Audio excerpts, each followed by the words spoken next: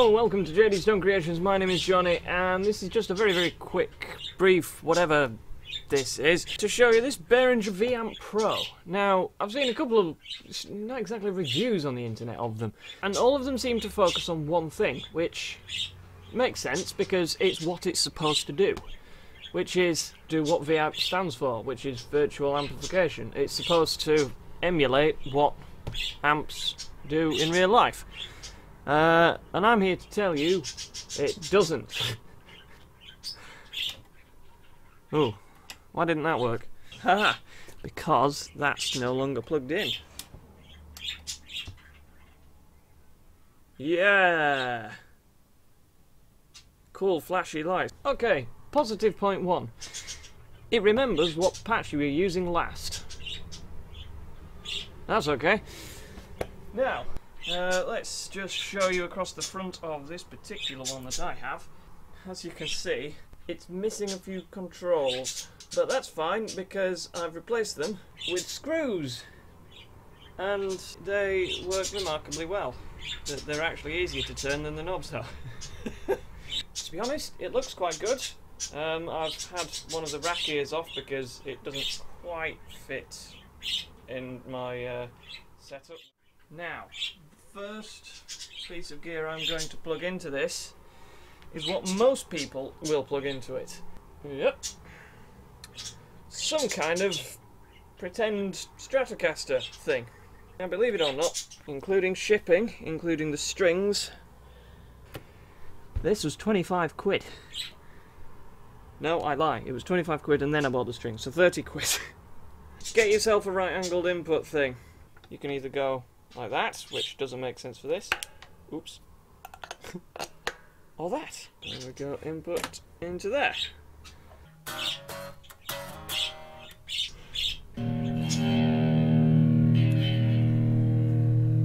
Now, the guitar I'm using is in open E flat, I think.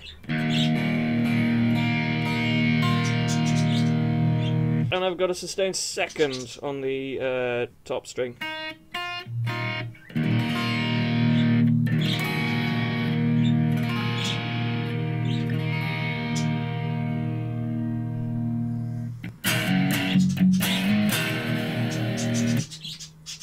I'm not... I also can't speak. I'm not a guitar player. I just like jamming around with different instruments and stuff. Who can blame me? By the way, one of the reasons why this is quite impromptu, I actually sold this last week. I've been ill the past few days. This is the first day where I'm feeling vaguely human. Well, it's 2:15. I need to get this posted for like 3 o'clock, which is fine because the box is there ready. Funny thing is, I started off saying it doesn't emulate amps particularly well, but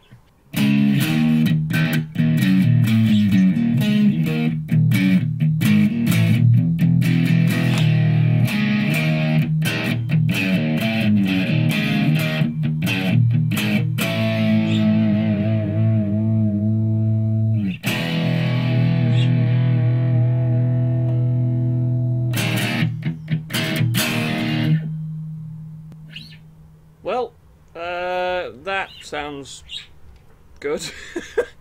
Now, one of my favourite things about this thing is it has a dedicated reverb knob like a proper amp.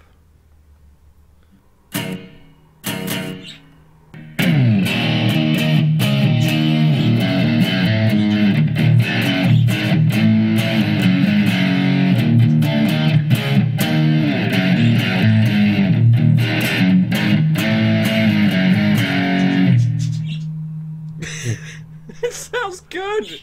I sold this for 32 quid, I should have sold it for $1 million.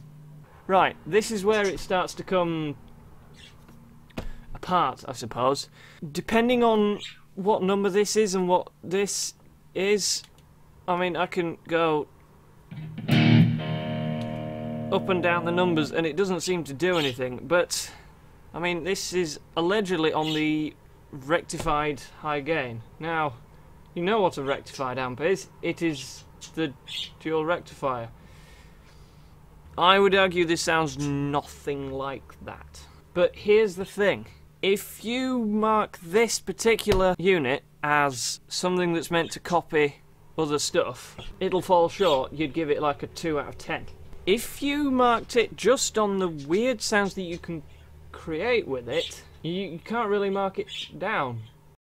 Because you can pick up one of these for, what, a mint one for 50 quid or one that's got screws for knobs for 32. How can you go wrong for that? Let's just go through and show you a couple of the effects. We've got rotary, which is quite interesting.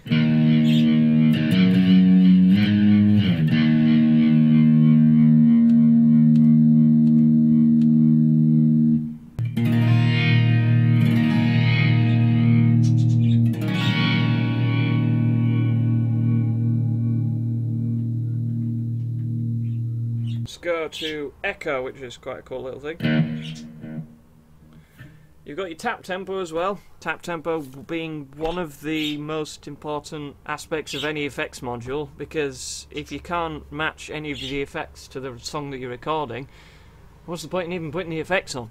We've got a dedicated effects knob, so you'd literally choose your effect, choose how quick you want it, and then choose how much of it you want. Yes, I want a bit more than that.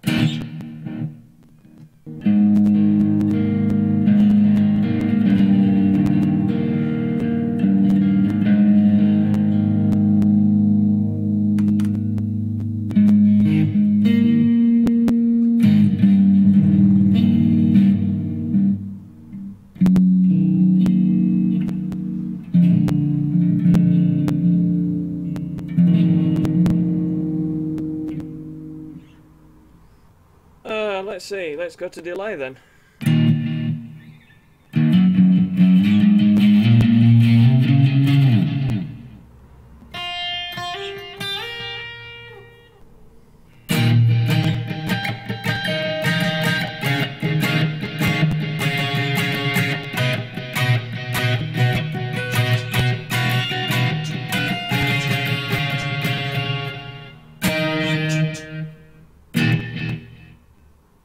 Ping pong.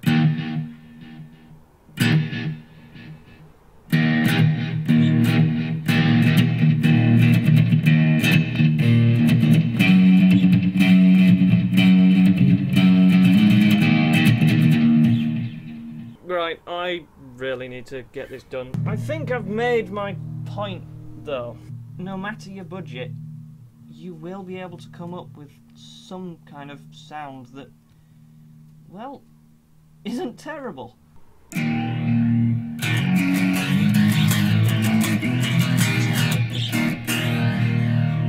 That is a phaser and a delay. There is one thing that's worth actually noting, which is these little LED display things. You've got 16 steps that go round, so you've got 16 on here, 16 on here. Fair enough. But the rotary encoders are 24 steps each. Well, it's just weird. Well, this goes around faster than you turn it. I haven't even played with any of what any of this does, apart from the tuner, which works remarkably well. If I just press the tuner button there, and I go... There we go, that's telling me I'm in tune, or oh, just a little bit flat. So I can just tune that up. There you go. That was easy. Tap tempo, that's very, very simple. You just tap it and get the speed that you want the effects to be. It's that simple. Although you have a noise gate, it's pretty terrible. So for tap tempo, you either tap it, fair enough, or you've got the second parameter under here, which means you'll notice that some of the lights and stuff change. That's because you are affecting on this one the second parameter, which I suppose in this case would be phaser or delay, and on this one you've got the presence instead of the treble, and then you've got all of these to choose from as well. So instead of, for example, tube preamp, you've got custom clean, and you've got American blues, and instead it says deluxe, and so on and so forth all the way around. You can export this via digital out, which is remarkable for something that's about 14 years old and has no USB of any sort. Let's see, what did we get to? Chorus and delay.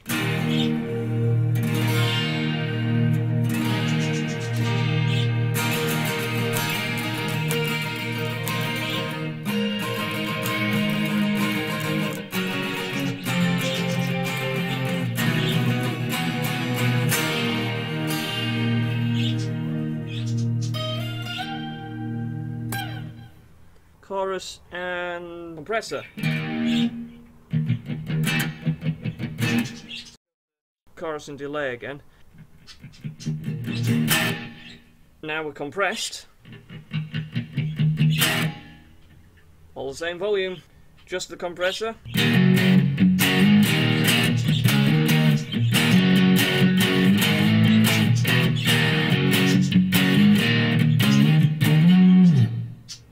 I know that's one of Dorje's bloody riffs, but I can't play it in the real life, so I just make it up as I go along. What are we on now? Oh, the auto-wah, the completely useless thing.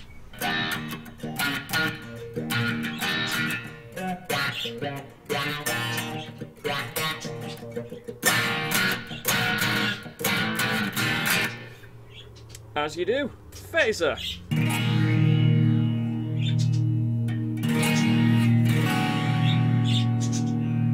Chorus.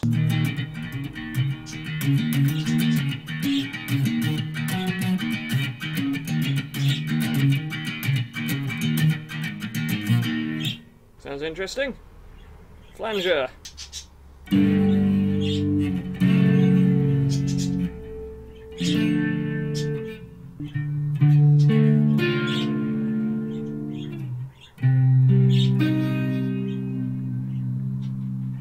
And to the tremolo. Oh, that's bloody nice.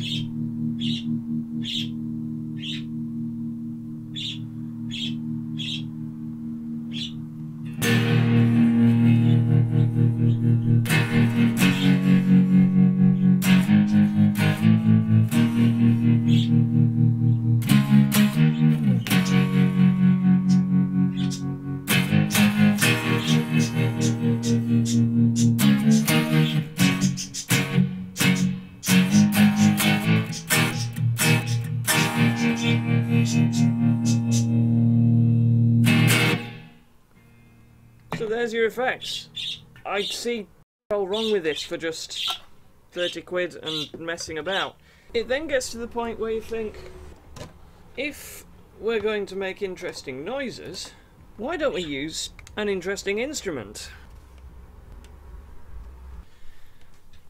See, if we're going to use an interesting instrument, may as well use the one that I built completely. I have no idea how this is going to sound, and turn the master volume up.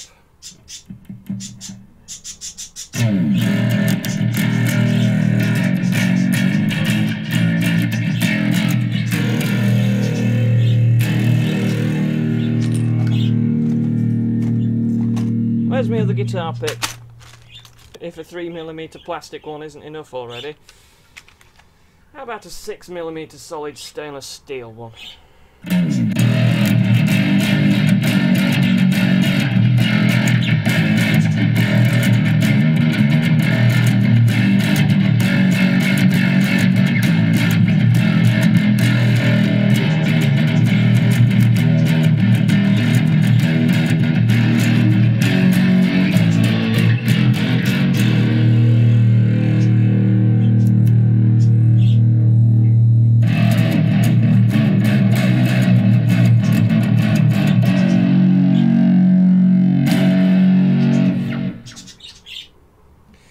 Yeah, I quite like this instrument. See, here's the thing. I could plug this into any amplifier and make it sound good, because nobody knows what this is supposed to sound like. So I can make any noise I want, and providing it's, well, listenable, if you can call any of what I just played listenable, who cares what you're plugging into?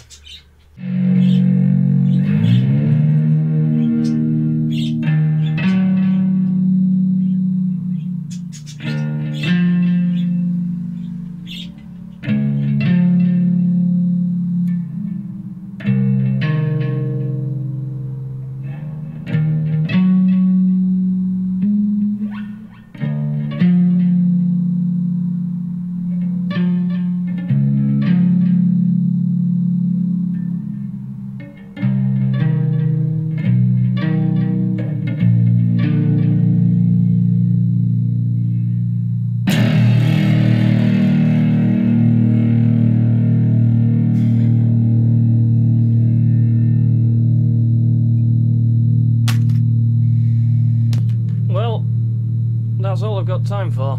I'm not quite sure that constitutes as a review, or what that classes as, but all I really wanted to prove was, even if you only spend £32, or 20 as I paid for it, you can still make some pretty awesome noises. Fair enough, it's going through another 20 quid's worth of amplification and then speakers, which probably cost 50 quid, but I got for free, but that's still less than 100 quid for the entire lot. You can make a really good speaker cabinet, an amplifier. I think I may have just found the next project. And on that note, please subscribe, like and share the video. Remember, all the algorithms and stuff, the only reason I get views is not because anyone's interested in what I'm doing. I'll see you in the next project, and as always, stay creative.